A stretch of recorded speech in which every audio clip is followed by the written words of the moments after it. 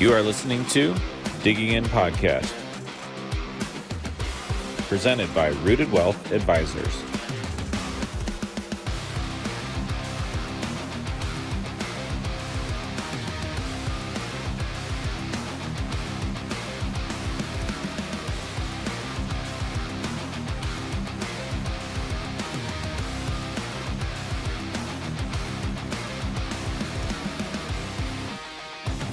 Welcome back into another episode of the Digging In Podcast. I'm your host, Kincho Kelly, helping you get those questions answered to and through retirement.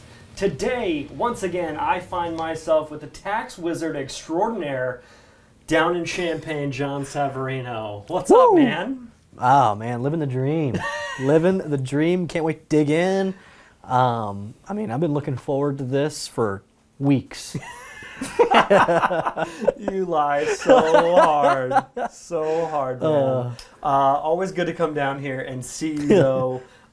It's one of the unique challenges that we have as a team, kind of being spread out.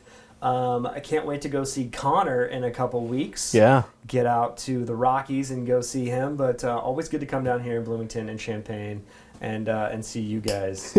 Yeah, in all seriousness, love having you, so appreciate you being here. You roll out the red carpet when I come to town. We try. So nice.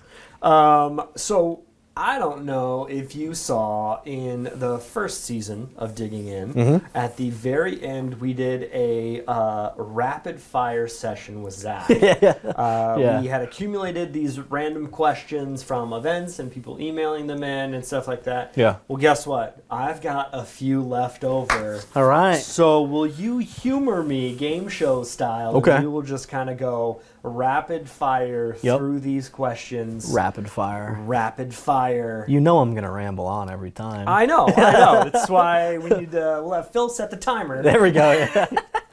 And we'll just rattle through some of these, and they're all over the map, man. Okay. There's really no method to the madness, but you're the man with the plan, so I'm hoping you can provide at least some kind of guidance. And we'll have the big disclaimer up front before we get started. Please. Your financial situation is completely unique to you, That's right. and this is not financial advice for your specific situation in any way, shape, or form. Just some good, maybe financial literacy. How's that? I second that.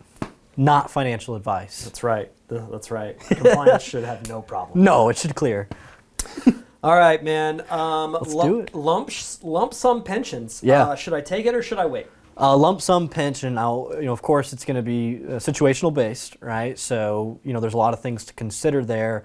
Ultimately, do know, like from a 40,000 foot view, your other option besides a lump sum, from a pension plan is to what we consider annuitize the contract or the lump sum pension. So what you're doing is you're trading in this lump sum amount for a fixed monthly stream of income, typically for the rest of your life. And you can also elect, for your spouse's lifetime or another lifetime there.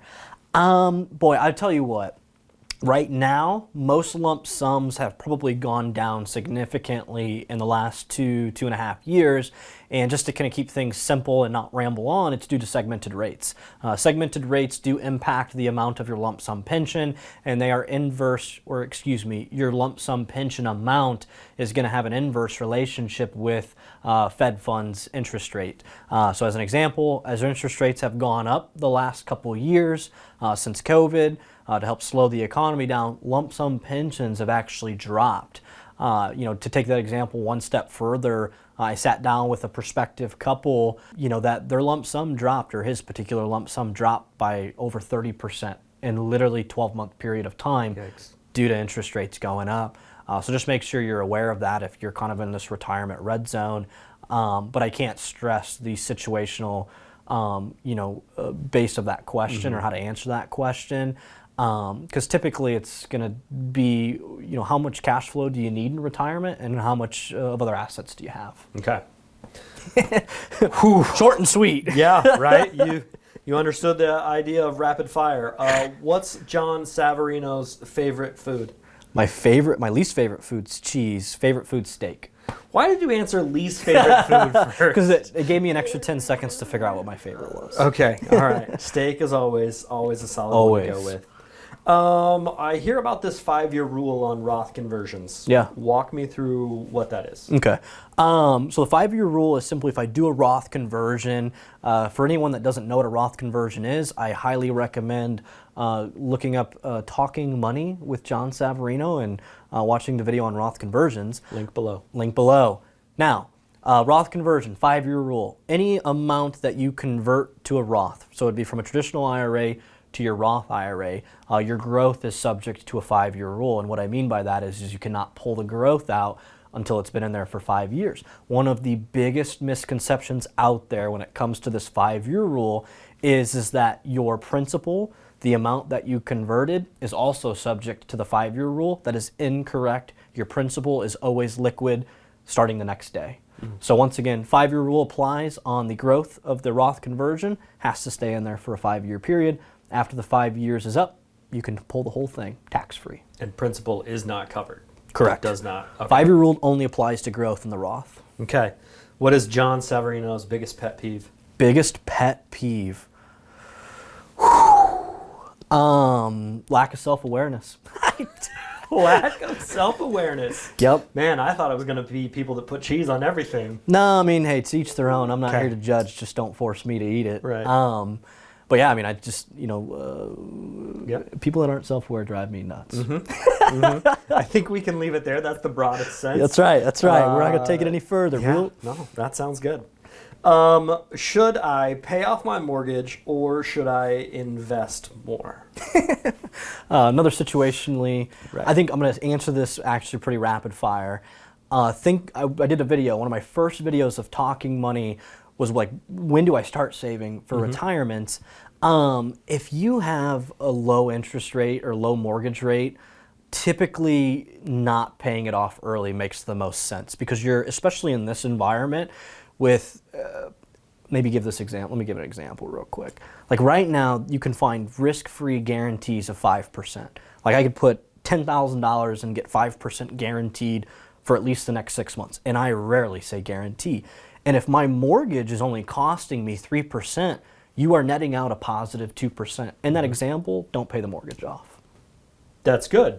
And the inverse would probably be true because interest rates have been higher Exactly. the last, 18 months? Yep. So if you're walking around with a 7% interest rate on your mortgage, probably the inverse would be true of that analogy you just used. Typically, we'd want to pay that down a little bit faster at a 7% rate, just because the guarantees aren't going to be, as competitive with that. Yeah. But it is as simple as what can I get guaranteed, what's it costing me, and then balancing the two.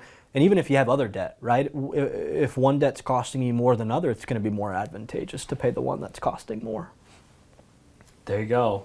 It's a very tricky situation because mortgage rates are all over the place, and you might have locked in one 10 years ago, Right. or you could have just gotten one, and so that varies greatly. Situations are situational. Compliance is going to love how many disclaimers we're putting inside of this. They're going to love that. We're in a rapid very fire. interesting time. Yeah, yeah, to say the least. What kind of race car do you drive, and what's the fastest you've ever gone? So the chassis is a 1997 Spitzer Altered Dragster chassis. It's got a 436 small block Chevy in it. It's got the best of the best of everything.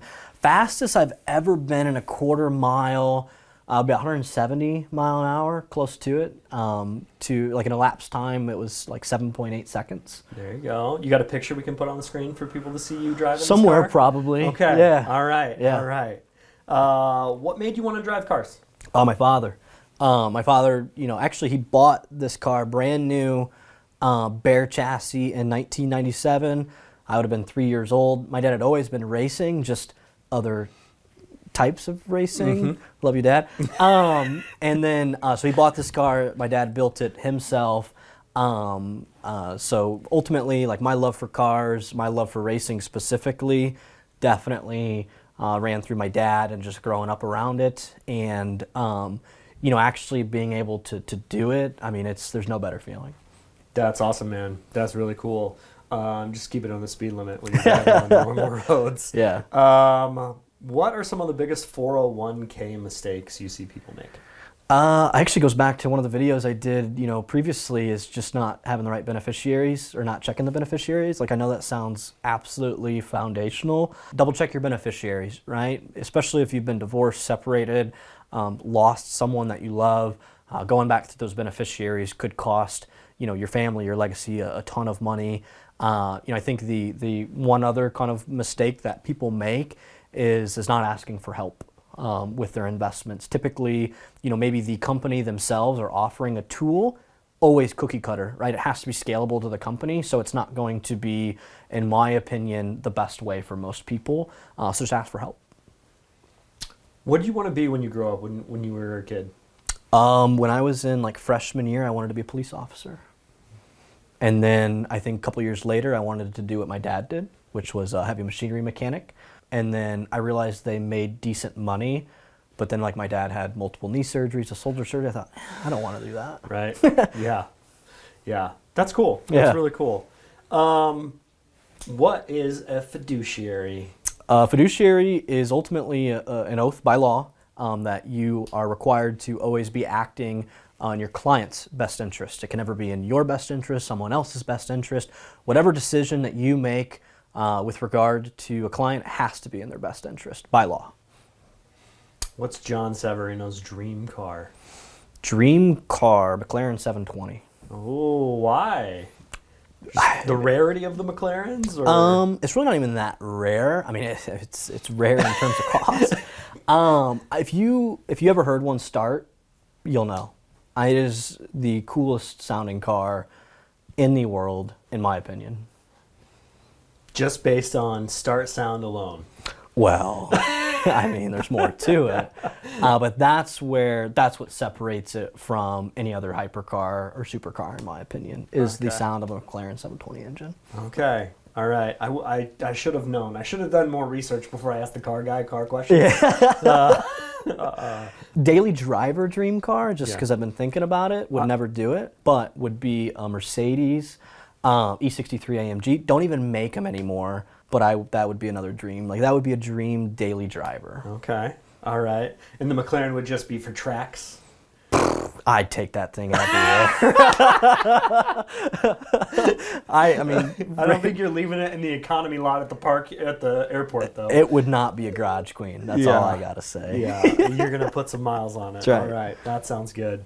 When should I take Social Security if I don't need it? If you don't need it, well, there's one huge question that no one can ever answer. It's, when are we going to die? If we knew that, it'd be such an easy one to answer. Situational based as well. If you don't need it, if you're still working and you're eligible to take it, but you're not at full retirement age, probably more times than not going to make sense to take it due to some penalties that could apply there. Once you get to full retirement age, which for most of you watching is going to be 67, typically that 60 to 70 range, it's really hard to say, quite frankly. It's really going to depend on longevity at that point. That's my opinion. Typically, the advice that we're giving our clients, if there's a concern of longevity, typically we'd like to take it a little bit sooner. Sounds good. We talk a lot about Roth conversions in our office. Yeah. Is there a scenario where you shouldn't do a Roth conversion?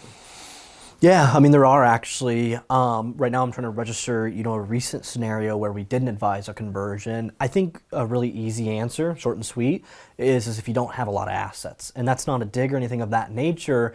Anytime you do a Roth conversion, 9 times out of 10 you have to pay taxes on their conversion. Believe it or not, there are some times that you don't have to pay taxes, which is always fun to walk someone through. Most of the time you are going to pay taxes, and that upfront bite due to taxation, it actually would cost that person longevity of their funds. If you have enough there and it's going to impact you, tax-wise in a big way in the future, typically it would make sense. But for those with a lesser amount of assets or tax-deferred assets that they need in a short period of time, typically wouldn't make sense. Sounds good. Last question I have for you. Mm-hmm. Why is John Savarino so excited about taxes? Why am I so excited about taxes? That's a great question. I think just the more that I've been involved in the business, the more strategies that we've been able to implement for clients, and then just to start to see some of the impact that's made, or it's lessened, I guess, in terms of taxes, like just gets me going. Like I love it so much. I think it's cool because in a legal way, like nothing of what we do is even borderline. It's all legal, and the fact that you can use that to our clients' advantage and help them save money and taxes and put that money to work, I don't know, like it just gets me going. It really does. I think it's the coolest thing ever.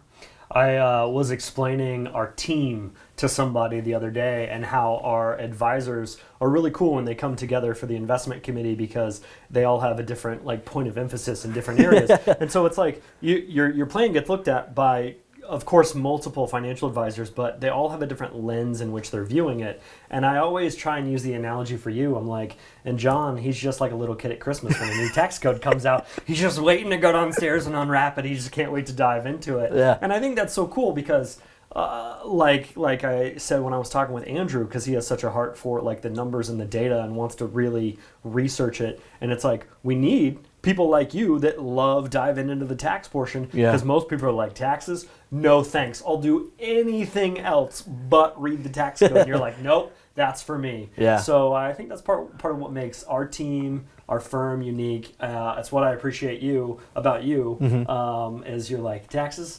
You got a tax question? Bring it on. Absolutely. So thanks for helping me out with my rapid fire questions, man. I enjoyed it. We'll work on the speediness of some of those answers. I mean, we're not all doing 170. I need yes or no's. Down the racetrack. That'll do it for this episode of Digging In. If you want to follow up with John, any of the questions we covered today, he'd be more than happy to help you with a follow-up. Call today. The number is 815-918-4727. And until next time, keep digging in.